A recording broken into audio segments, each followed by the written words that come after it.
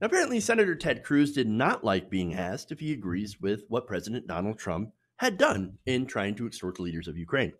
So now, during a dinner break in the impeachment trial on Thursday, Cruz had talked to some reporters. Well, these reporters were actually shouting questions, and so he decided to not answer some of them. CNN's Mano Raju asked if he approved of Trump's conduct and agrees the call was perfect, as the president said. Cruz had replied, quote, "You asked a question last night. Let me let someone else ask a question." Okay. Now, Raju got shut down. Okay. So there's a New York Times reporter that was standing right next to him. So he asked this question, and it happened to be the exact same question. If Cruz agreed with what Donald Trump had done in Ukraine. Now, that is a fairly simple question, right? So, I mean, look, if you want to ask somebody, hey, who, by the way, didn't do this, right? As the president alleged, oh, it was a perfect call. I didn't do anything wrong, whatever. Well, then you should be able to answer, yes, I do agree with what the president had done because I was looking into corruption, right? That's the argument that they're using. No, this wasn't to go after Joe Biden, my political opponent. No, this was to investigate actual allegations of corruption in Ukraine and the government. And we think that Joe Biden and Hunter Biden are incredibly corrupt, and they were having a negative impact in Ukraine. And so that's why we held up the aid. It was perfectly legal, 100%. So that's their argument. So Ted Cruz should be able to say, yes, no, I do agree with the president. It was a perfect call. There was nothing wrong with it. It was not any sort of extortion, and it was not for personal political gain. Now, did he say that? Nope. He then took a different question from someone else and then ran off. Oops. Coward.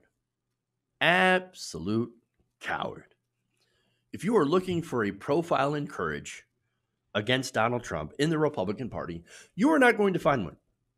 Remember, Ted Cruz had already bent the knee. And this is fun, right? So you guys remember during the Republican primary back in 2015, when Ted Cruz was actually running against Donald Trump. And he basically called his wife ugly, said that his father had killed JFK or was part of the conspiracy to kill JFK. The most vicious, heinous things, right? And then, well, what happened? I mean, first Ted Cruz is like, no, I'm going to stand up. I'm going to be a man. I'm going to go after Donald Trump. What happened? He bent the knee. That's what happened. He bent the knee. And so definitely not a profile in courage. And I'll explain to you why later on, why Ted Cruz bent the knee. But here's the thing. It's not just Cruz. It's every Republican senator. Here's the thing, right? There are no Republican senators that are going to vote against Donald Trump. All these Republican senators, they know that it's wrong, and they will still vote to acquit the president because, look, they all agree that they need to acquit in order to protect their jobs. And that's what this is. And so they do that by rigging the rules. Mitch McConnell said, no witnesses, and we're not going to subpoena any documents. And look, the Senate rules put forward by McConnell, and I went through these before, right? These rules, again, meant that you had to vote on, and since Republicans have the majority, you were not going to get a vote on the witnesses or a vote to subpoena documents. Every single amendment that the Democrats put on these rules was flatly rejected by the Republican majority. That means no witnesses. That means no documents. Republicans are too afraid to bring in any witnesses, even their own. They won't bring in Hunter Biden. I mean, they don't even have the votes to bring in Hunter Biden, which, by the way, he would add absolutely nothing to this case of any sort of relevance. He didn't break any laws, American or Ukrainian. Now, is what he did shady? Yes, he took a bunch of money so that people in the business in Ukrainian gas could possibly try to influence Joe Biden. Possibly. Well, oh, good. There's no evidence that any of that money did influence Joe Biden. And look, unfortunately, that's not illegal. We have politicians that get influenced by money all the time. And that's the other thing. That's the rub here, right? There are no Republicans that wouldn't do the exact same thing if they had the chance. These Republicans, though, they don't want to go on the record as going after Hunter Biden or Joe Biden on that issue because it's very likely that a lot of these Republicans did something similar. They've gotten money for influence. They've gotten legal bribes from wealthy donors and corporations. That's how our system works. And Donald Trump has used that system all for personal gain. He's done nothing but rig the system for personal gain and use our rigged system for personal gain. And the Republican Party, again, is just as guilty for doing so as a whole. And I also want to mention how the Democratic Party also works in a similar way. Our system is corrupt. So if you really want to target corruption, why not go after the billionaires and the corporations that are interfering with and buying our elections?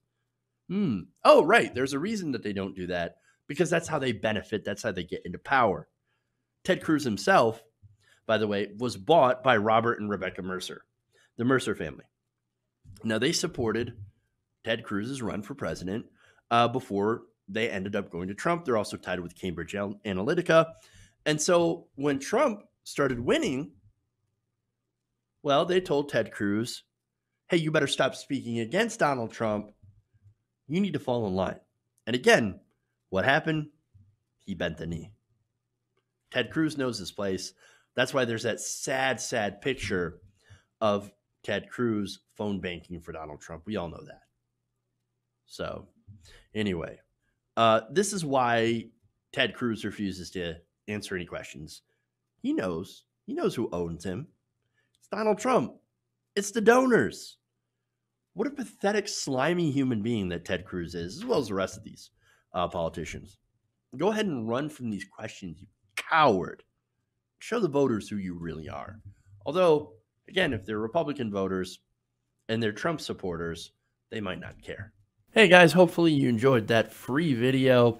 Now I'm going to have to ask you a favor. Between the demonetization and the YouTube algorithm messing around with view counts, etc., we're having a hard time adjusting to the new YouTube reality, which is where you guys come in. See, we have a Patreon, patreon.com/TYTNation, set up to help us rely on you guys, the viewers, instead of big corporate ads. Look, you know the show. You know how I'm not in favor of big corporations anyway. So help us transition away from relying on the ad model to pay the bills and sign up to be a patron, patreon.com/TYTNation. That goes a long way to help us keep the lights on.